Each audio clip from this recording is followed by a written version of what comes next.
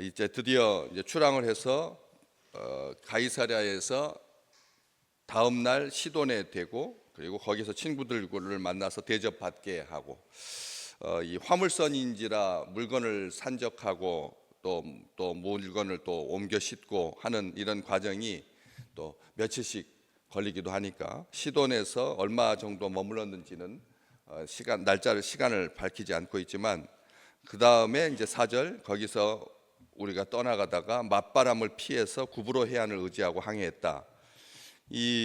거기서 우리가 떠나가다가, 이 표현은 사실은 불필요한 표현이죠. 시돈에서 우리가 떠나가다가 맞은 맞바람을 피해서 구브로 해안을 의지하고 항해했다. 이 지중해가 이렇게 항아리 이렇게 대접처럼 생겨 있다면, 여기 이스라엘에서 시돈 항에서 출발해 가지고 이 터키 소아시아 지역 그 남쪽 해안을 이제 이렇게 경유하는 게, 이게 무라시가 이 전체 터키 소아시아의 남부 중앙에 있는 그런 항구인데, 이제 거기에서 이제 배를 갈아타고 이탈리아로 그렇게 가게 되는데, 여기에 있는 구브로 섬 아시겠지만 처음에 안디옥 교회에서 바나바와 함께 바울이 선교사로 파송을 받으면서 첫 번째 선교했던 데가 바로 구브로 섬이잖아요. 그러니까 그 구브로 해안을 의지하고 서쪽에서 불어오는 바람을, 겨울바람을, 맞바람을 맞고 가야 되는, 서쪽으로 항해하니까 서쪽에서 오는 그 바람을 맞으면서 안고 가야 되는 항해길이기 때문에 굉장히 힘든, 그 뒤에 7절 말씀에 배가 더디가고 여러 날 만에 간신히라고 하는 그런 표현들을 보는 것처럼, 그쪽 반대로 가는 역방향이 굉장히 힘든 그런 뱃길이었습니다. 그래서 그 속에서 그 바람을 이렇게 막아줄 수 있는 섬이 이제 구브로 섬인 거죠. 그래서 구브로 섬 해안을 따라서 이렇게 이동하는, 원래의 항로에서 벗어난 지금 뱃길인 겁니다. 구브로 섬 해안 쪽을, 그래서 구브로 섬을 바라보면서 이제 가게 되는 건데, 이 구브로 섬은 바나바의 고향이고, 그리고 거기에 처음에 살라미 항구에 도착했다가 이제 가로질러 가지고 바보에서 배 타고 버가로 그렇게 가는 그런 1차 전도 여행 때 우리가 기억하고 있는 것처럼 그런 길이었는데, 이제 그 구브로 섬 바로에서 한 100km도 안 떨어져 있는 소아시아 길리기아 다소 출신이 바로 바울이거든. 그러니까 구브로 섬을 의지하고 맞바람을 막아주는 구브로 섬 해안을 따라서 이제 이동하면서 고향 생각이 나는 거죠. 왜냐하면 이게 제주도 남쪽으로 간다고 한번 생각해 보십시오. 저기 전남이나 경상도 지역 출신인데 제주도 남쪽으로 해서 이렇게 이제 다시는 돌아오지 못할 길, 마지막 뱃길인 겁니다. 마지막 뱃길인 거죠. 그때 구브로 섬을 지나가면서 그 조금만 더 가면 내 고향 육지에 도착해가지고 다소까지 다 연결되는 그런 땅을 이렇게 바라보면서 지나가면서 많은 생각을 했을 겁니다. 바울은 정말 얼마나 많은 생각이 났겠어요. 어린 시절 추억부터 시작해가지고 복음 전도하기 위해서 거기 구브로 섬에 도착해가지고 배 타고 버가에 도착했을 때 갑자기 선교 도와주러 왔던 바나바의 조카가 마가 요한이 무슨 일인지 갑자기 다시 예루살렘으로 가겠다고 떠나버리자. 그래서 마음 상했던, 정말 별 생각이 다 나지 않겠어요? 구브로 섬도 생각하고 고향도 생각나고. 그래서 나중에 2차 전도 여행 나갈 때 마가를 데리고 오겠다고 바나바가 말하니까 너무 화가 나가지고, 그렇게 자기 멋대로 하는 친구와 어떻게 선교를 할 수 있겠느냐고.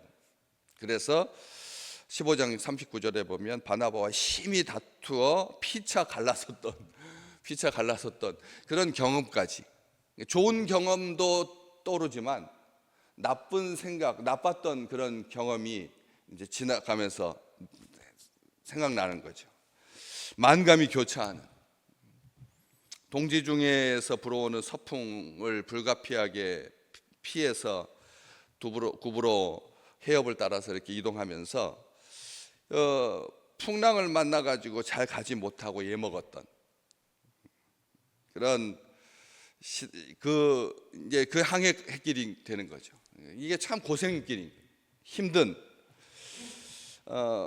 다음에 이제 경유지가 되는 바로 5절 말씀에 길리기아와 밤빌리아 바다를 건너서 루기아의 무리아시, 길리기아, 밤빌리아, 그다음 옆에 루기아, 이게 소아시아의 남쪽의 그 속주들, 로마의 속주들을 차례로 이게 지금 기록하고 있습니다. 그러니까 이 누가가 이 바울의 마지막 압송되어 가는 길을 아주 자세하게 설명하고 있는 거죠. 그냥 로마로 압송되어 갔다 이렇게 해도 되는데 그 과정들을 자세하게 이렇게 기록을 하고 있는 것입니다. 정확한 거죠. 바울이 정확하게 기록을 하고 있습니다.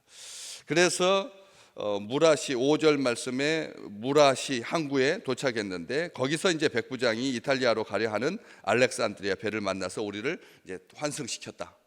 이제 며칠 전부터 이 무역선 이야기, 또 그다음에 화물선 이야기, 화물선에 타고 있던 그런 기록, 그다음에 여기서 큰 배로 갈아타는. 그런데 이 무라시까지 어떤 사본에 보면 보름 만에 도착했다고 기록이 나와 있습니다. 그러니까 얼마나 힘들었는지 알 수가 있는 거죠. 그냥 이게 보름 만에 갈 정도는 아닙니다. 시돈항까지 하루 걸렸고 시돈에서 그다음에 해안차를 타고 쭉 이동해 가지고 이 무라시까지 가는 길이 그렇게 15일 정도 걸릴 거리가 아닌데 무려 보름이라고 하는 그런 시간을 그래서 간신히 간 거예요. 겨우 간 겁니다. 겨우 간 건데 그 무라시는 애굽에서 산출되는 그 풍요한 곡창지대, 많은 곡식들. 로마는 돈 버는 속주가 있고 돈이 들어오는 금광석이 들어오는 그다음에 염료가 들어오는 그다음에 곡식이 들어오는 대표적인 그런 지역 중에서 이집트의 곡물은 로마의 식량 창고였습니다.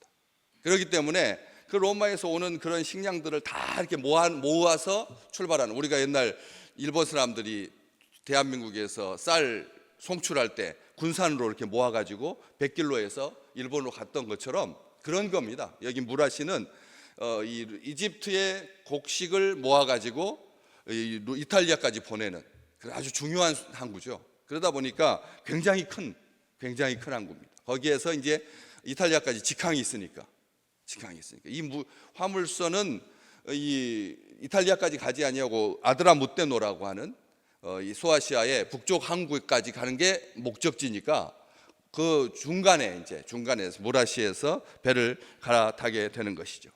그 과정 속에서 구브로는 굉장히 중요한 겁니다. 그렇기 때문에 구브로 해안을 의지하고 항해했다, 이 표현이 의지하고 항해했다라고 하는 표현이 우리에게 오늘 주시는 교훈인 거죠. 의지하고 했다. 거기에서 무슨 일이 있었는데, 첫 번째, 그다음에 세 번째 전도를 마치고 돌아오는 길에 들렀던 그 구브로 섬, 거기 선교의 시작과 마침이었던. 그리고 사울에서 이름이 바울로 바뀌었던 중요한 곳입니다. 이 구브로는 우리 인생에 예수를 내가 믿고 거듭나서 우리 주님과 동행하는 그런 그 생애의 어떤 소중한 기점들 우리가 생각하게 한다는 거죠. 거기에는 지금도 나중에 선교여행 가게 되면 구브로 섬에는 바나바의 무덤이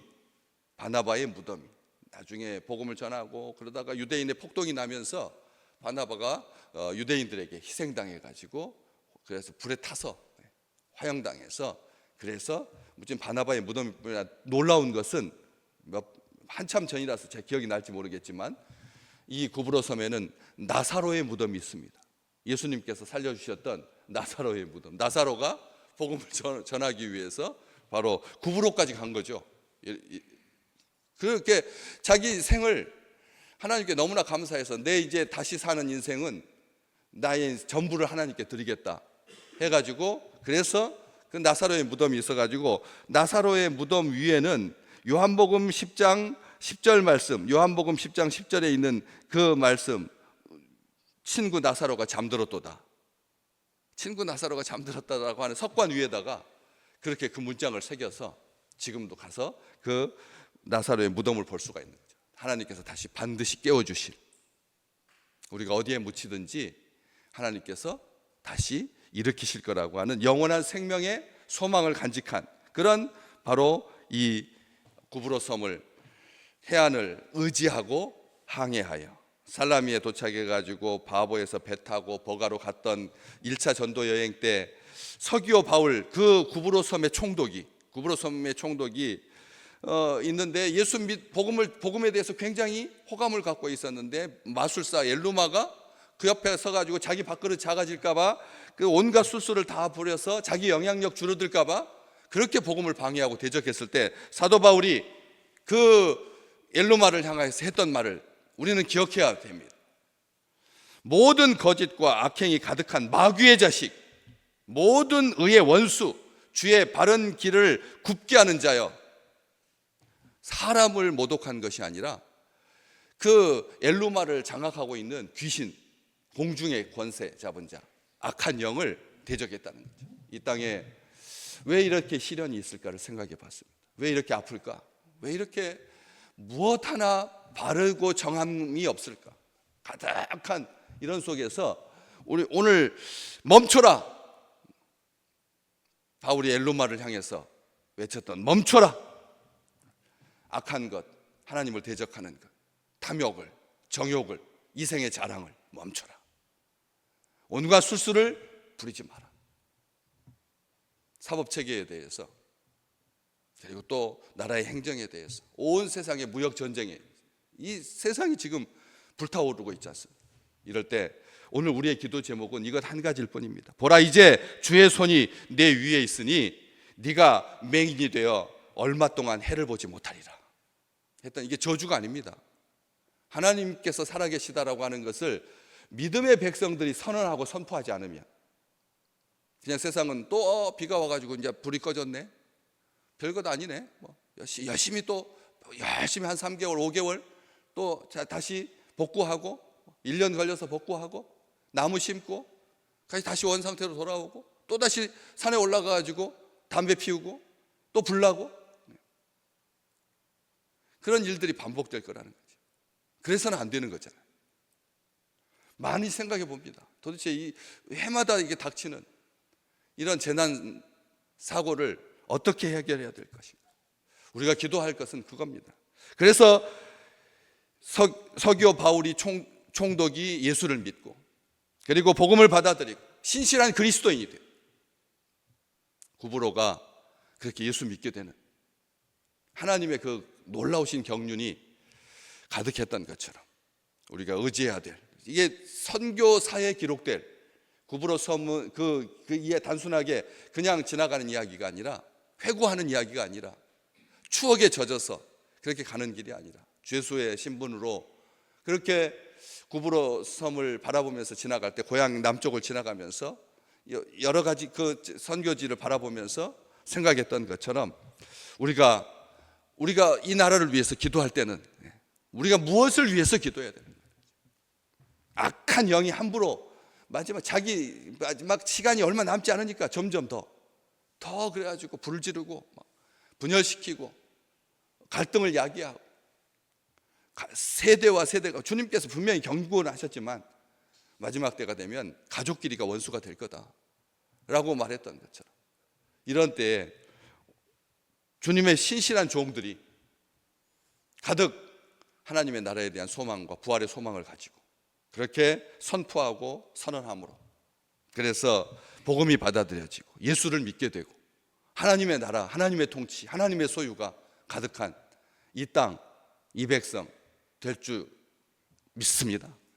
우리의 소망이 거기에 하나님께 있다라고 하는 것은, 우리 하나님께 있다라고 하는 것은, 그래서 안타깝게 세상을 떠난 사람들이 위로를 받고 그리고 하나님을 향하여서 새 봄을 맞는 그런 귀한 나라가 되고 또 가정이 되고 선교의 여정이 되고 하나님께서 이끄시는 그런 놀라운 복이 가득한 시간들 되시기를 주의 이름으로 축복합니다.